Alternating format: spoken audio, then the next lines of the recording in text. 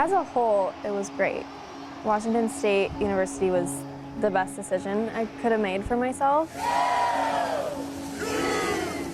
Being a cheerleader opened up a lot of doors for me for relationships, for self-growth. I met all my lifelong friends. Student, athlete, outgoing, Alyssa Hawley never saw the attack coming. Like, I would leave my house and not think twice. Then one day, sitting in class her sophomore year, she got an email. So I clicked on it, and porn came onto the screen. Alyssa's face had been photoshopped onto naked women, and a flood of disturbing images and messages would soon follow. Every time I opened my computer, that I didn't want to do my homework, I didn't want to check my grades because I just didn't want to log in. The assault on her identity was inescapable. Messages were sent to her social circles.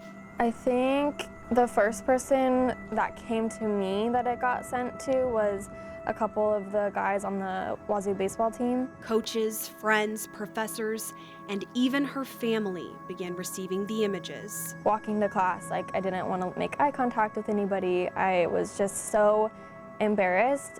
The attacker escalated his campaign of computer-generated terror. Hello, Miss Hawley. I am writing to request that you do your best to enjoy the coming days. After that, I'm going to hunt you down.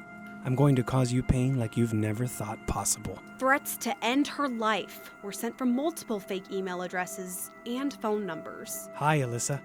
I want to squeeze your neck and watch you fade away forever. I'll keep your body for my own.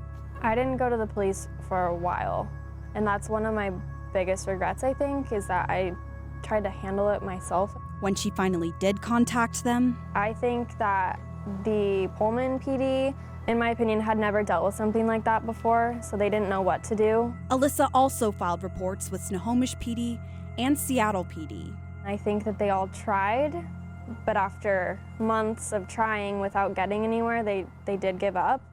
The sextortion campaign against Alyssa started back in 2015 when local police departments had fewer resources to combat what was then a relatively new kind of computer crime. Today, as many as 1 in 10 scam emails use some sort of sex threat, according to security firm Barracuda Networks. And in Alyssa's case, the attacker was relentless. We changed my email 2 times. I had to change my email to an alias email. He found that one. The messages were cruel. And in his emails, he loved saying that I'm making my school look bad. I'm a disgrace to Wazoo. Days turned into weeks, weeks into months, with no clues to who this predator was. I completely understand why people commit suicide. Like, I was so consumed and so emotionally drained every single day. I was not myself for a solid couple years. She struggled with constant fear, shame, and suspicion. I genuinely questioned every single person around me. Then in 2017, Alyssa received another message.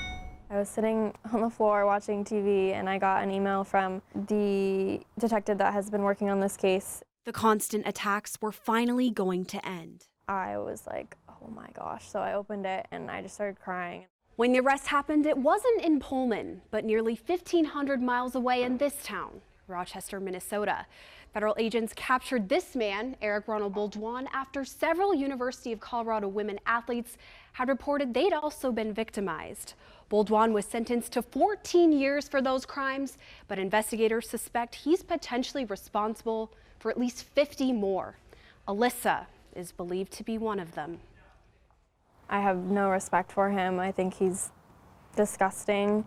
He didn't win, and I won this. I'm not in jail, and he is. Boldwan was sentenced to 14 years in prison for the Colorado crimes, but so far, there is no closure for Alyssa's case.